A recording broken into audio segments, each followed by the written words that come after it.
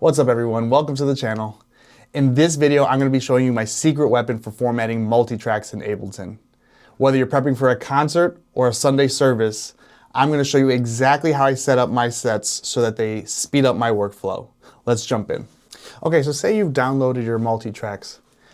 They're going to come in looking something like this. Now, this is nice, but at first glance it might get a little confusing, it looks a little daunting. There's a lot going on here. What I'll really quickly try and explain. What you normally see is you got your click track up top. If I solo it, I'm going to open them all up. If I solo it, you hear click. Nice. 2, 3, 4. You got your guide. 1. You got your guide. 2. And then you have all your instruments down beneath that. You got your drum section, your percussion section. Let's fast forward a little bit up here. You got your instruments all through here. And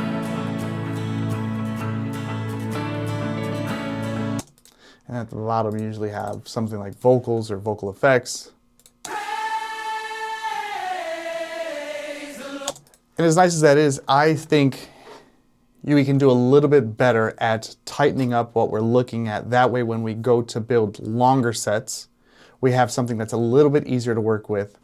Because I've seen people take something like this, and then if you add a song to it, what they'll try and do is they'll try and drag in, like say you have, your second song has an EG1 as well, they'll try and drag in the EG1 file onto the same exact line, and then they'll extend out a long EG1 file or a long EG1 channel and then a piano channel. And doing that to me is one way of doing it, but I think it's way too time consuming. I think it takes up a lot of time.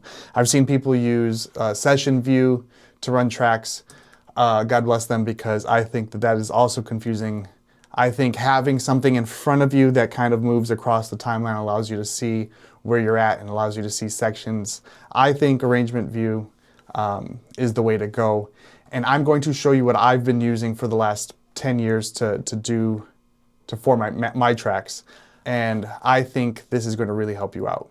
So once I have this, I do a couple different moves to turn my tracks into something that looks more like this. So this is what my tracks look like when I'm finished formatting. It's a little nicer, a little neater, a little more compact. And I think that doing something like this can save you hours over the long haul. So let me walk you through what we're looking at.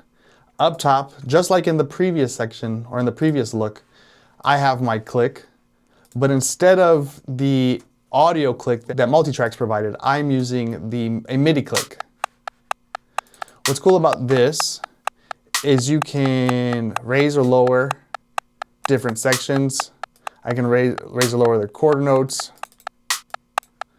8th note, 16th, you can get as detailed, you can cycle through different sounds. There's so much you can do here. And if you're wondering where you get this, Multitracks is nice enough to provide this for free. So if you just look up Multitracks free resources, it'll take you straight to this page. They're super nice enough to let you download. That's a free thing you can download. The next line that you see here, I call my tempo track. My tempo track is a game changer. Here's why. So say we're using the song Praise by Elevation.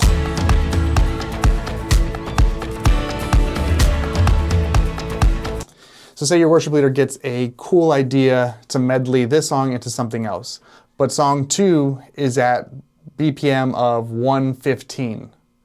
And you're a little worried about how to get from 127, which is the original tempo of Praise, down to a song that's 115. Tempo track allows you to easily and quickly change the tempo of all your audio samples. Watch this. So instead of 127, I'm going to tell it to play at 115. Change the lead there, and now this should play at 115.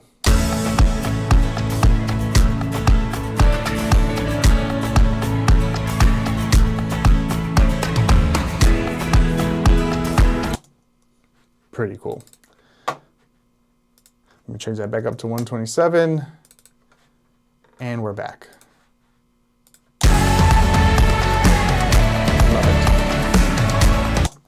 Love it. Love it. So that's what the tempo track does. And it's literally just an empty audio track. Empty audio track, no audio coming through it.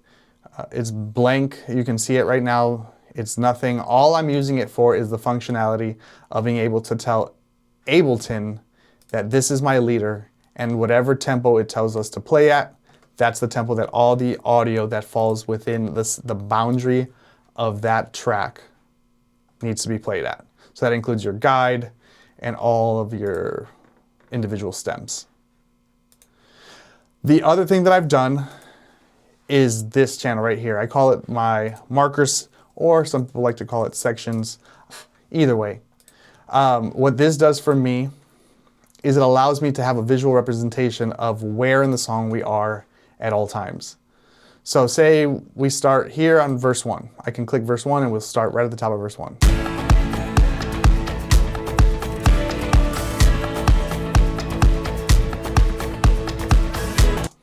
Say I want to jump ahead to verse 3. There's no guessing on where we are because I went ahead and I added these section markers. I'm going to jump to the bridge. I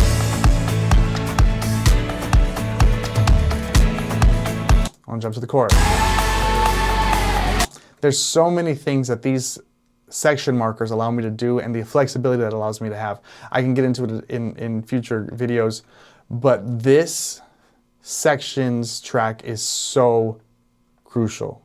All it is, for those wondering, is an empty MIDI track. All it is I highlighted the section, Command-Shift-M, and what I did there, now I can rename this. There's no MIDI in it, it's completely blank, but I can go ahead and name that clip chorus, whatever. And I just went ahead and I did that for the entirety of the song. What that also allows me to do is something like this, which we can get into later, but it also allows me to do something like this. To say we don't want the second set of verses. We don't want verse 3 and 4. We want to go straight from verse 2 to this set of choruses back here. What I could do here is I can highlight all the sections. It easily allows me to highlight, chop, cut, and now I have a nice clean transition from the first set of verses to the second set of pre-chorus and chorus. Pre-chorus. Chorus 1, all in. Super cool. The next thing I did was I took everything, all the individual stems, and I put them into a group. I do this because when you start to get into multi-song sets, say you have 4 or 5 songs on a Sunday, if you remember how it looked when you downloaded it from multi-tracks, it was a long stack of audio files and it was super huge. If you think about that 4 or 5 times over, that can get really big, really fast, really messy.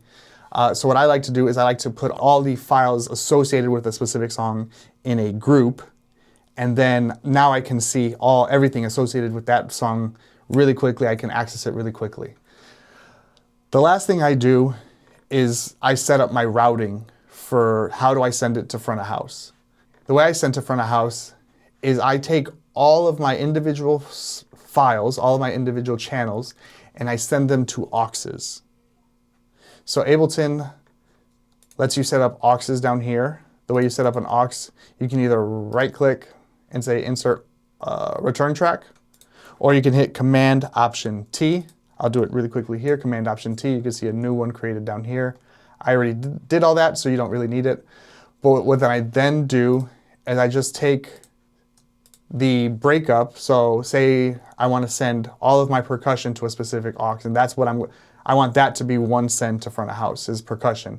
I take my percussion and I send it to a specific aux. In this case, it's aux E. And then aux E will then go to whatever channel on your interface and then pass it on to front of house. I'll take each of the sections, the vocals, and I'll send them to aux D. And that'll be my vocal channel, my BGVs channel. I'll send all my keys to a specific channel. I'll send my click to a specific channel. I'll send my guide to a specific aux. And then each of those will get routed specifically to front of house. And now front of house has it there, and I have mute controls for each of those sections, and I can easily control volume or mutes or whatever I need to for how I'm sending to front of house. What this allows you to do is once you go to start to build songs or build sets, you get yourself into a way easier spot. Let me find a song. So we're going to take Give Me Jesus. I've taken the time over the last however many years to format every single track that I get in this way, so that when I drag in sets or drag in new songs, formatting should be pretty much ready to go, and I can have a second song in the set within seconds. When I started doing this years ago, adding songs to a set would take me, oh goodness, adding songs to a set would take me minutes. You're seeing it happen in real time right now. And it's happening in seconds. Done. Second song added, that probably took less than a minute. And if you did that for a third song, and if I check, I'm hoping. Chorus. Sounds like all these things, all the audio down here seems like it's playing. I can go through and individually mute them. Obviously, click is going to be right. If I fast forward a little bit. Keys, vocals, percussion, guitar. And you can see that because I took the time to format everything correctly across all of my tracks, this gives me the flexibility I need to quickly go through and add songs, make different arrangements of songs, take out sections, whatever I need to do, I can do here. For all my MDs out there who have trouble remembering arrangements, that's me. Have trouble remembering chord structures between what song 1 and song 2, whatever it is. There are so many moving parts in a service and in your concerts, it's sometimes hard to remember all the chords. Just like I made a sections track, I made a chords track. Same idea, I take blank MIDI clips and I just write down the number system down here so that I can keep track of what chords are coming next. Bing, 1, 1, here comes a 4, 4. Intro. 1. And you can do that, and doing that, 4 6. Yep. Same. Down to the 2. You can just see, like, taking the time to do that. And this is something that you don't have to do over and over again. Once you set it up once and save it with your track, done. You never have to do it again, and it'll drag in really easily every time you make a set. For me, following this format and following this system has saved me so much time, it's crazy. Making a 5-song set would take me like 3 hours, and it was so painful. But thank God I developed this system. I developed my template. I developed what works for me, and I want to share it with you guys so that you guys don't have to take the same amount of time to learn things, and you don't have to take the same amount of time to get to this spot. If you have any questions, let me know. But I just wanted to share that with you guys. Thank you for staying tuned. Thank you for hanging out. Hopefully, I have more of these videos to come. Thanks. Bye.